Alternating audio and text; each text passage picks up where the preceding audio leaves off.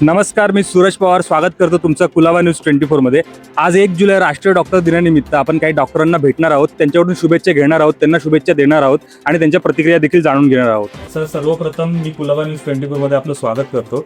आज राष्ट्रीय डॉक्टर दिन निमित्त मी सर्वप्रथम तुम्हाला शुभेच्छा देतो। नमस्कार, मी डॉक्टर विनायक सावर्डेकर, अधीक्षक सेंट जॉर्ज रुग्णालय। सर, आपण 24 तास गरिबांना सर्वसामान्यांना सेवा पुरवता, यासाठी आपण आपल्या स्टाफला कशा पद्धतीने मोटिवेट करतो? आज सर्वप्रथम 1 जुलैच्या निमित्ताने मी माझ्या सगळ्या डॉक्टर बांधवांना डॉक्टर दिनाच्या शुभेच्छा देतो।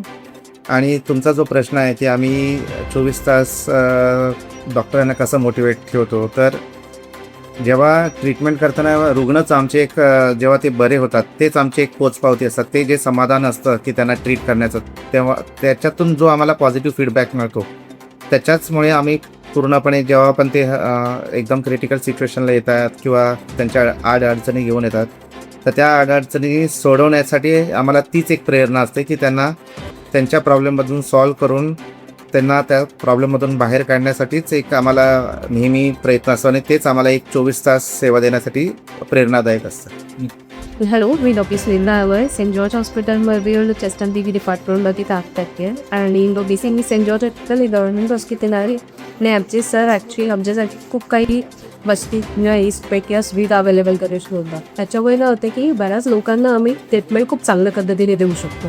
It is not just for the गोरगरीब, फक्त सामान्य रुग्णाला जे सामान्य परिस्थितीतले जे पण पेशंट आहेत, काही टेस्ट इतक्या महाग आहेत किंवा काही उपचार इतके महाग आहे ते आपल्या गव्हर्नमेंटमध्ये अवेलेबल आहे। मला सगळ्यांना सांगू इच्छिते की सगळ्यांनी गव्हर्नमेंट हॉस्पिटलचा लाभ घ्यावा, ॲटलिस्ट चौकशी तरी करावी की होतं की नाही होत, आणि मगच तुम्ही पुढचं प्रोसेस केलं तर खूप जास्त बरं होईल।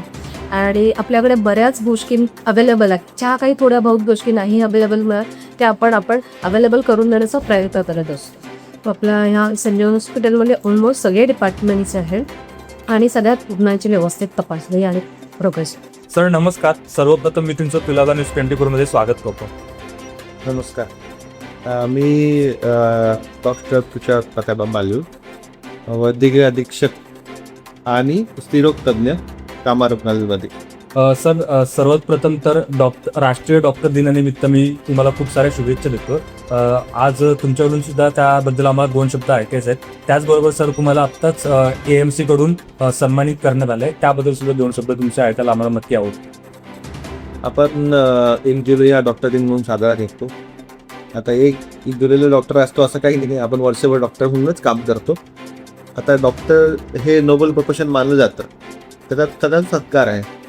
आता जे असोसिएशन ऑफ मेडिकल कन्सल्टंट त्यांनी जे मला हे केलं, ॲप्रिशिएशन केलं आहे, ते बेसिकली जी माझी सर्व्हिस आहे 18 वर्षाची, आणि त्या 18 सर्व्हिसमध्ये जनरल लोकांसाठी मी काय केलं आहे आणि कशाचं करून मी काय नवीन गोष्टी केल्या आहे। म्हणजे उदाहरणार्थ शासनाचं पहिलं IVF प्रॅक्टिस स्टार्ट केलं, फ्लोरोगायनेक सेंटर स्टार्ट केलं, तसेच कामा रुग्णालयात 7,500 आपण प्लांटेशन केलं, तसेच वेगवेगळ्या सेवा केल्या स्त्रीसाठी किंवा स्त्री पेशंटसाठी, त्याकरता हा अवॉर्ड देण्यात गेला आहे। सर, एक प्रश्न असा की आता आपलं जे हॉस्पिटल आहे ते 24 तास आपण सामान्यांसाठी किंवा रुग्णांसाठी आपण 24 तास आपण सेवेमध्ये तत्पर आहोत, तर तुम्ही तुमच्या टीमला, तुमच्या अधिकाऱ्यांना मोटिवेट ठेवण्यासाठी नेमकं काय?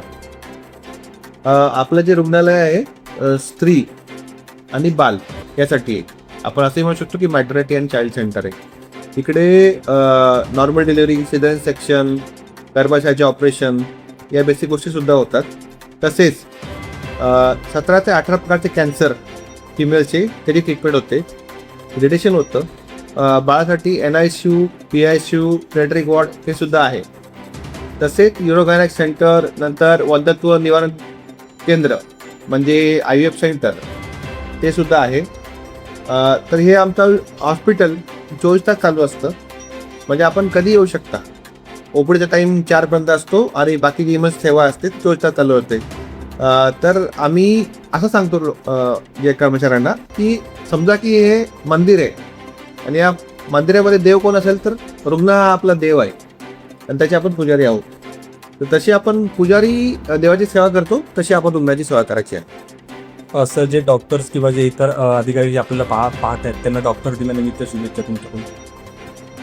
माझे जे बांधव आहेत बंधू भगिनी जे डॉक्टर्स आहेत तसेच माझं म्हणणं की जे पॅरामेडिकल स्टाफ आहे त्यांना सुद्धा डॉक्टर दिनाच्या शुभेच्छा आणि असंच आपण काम करत राहू आणि रुग्णाची सेवा करत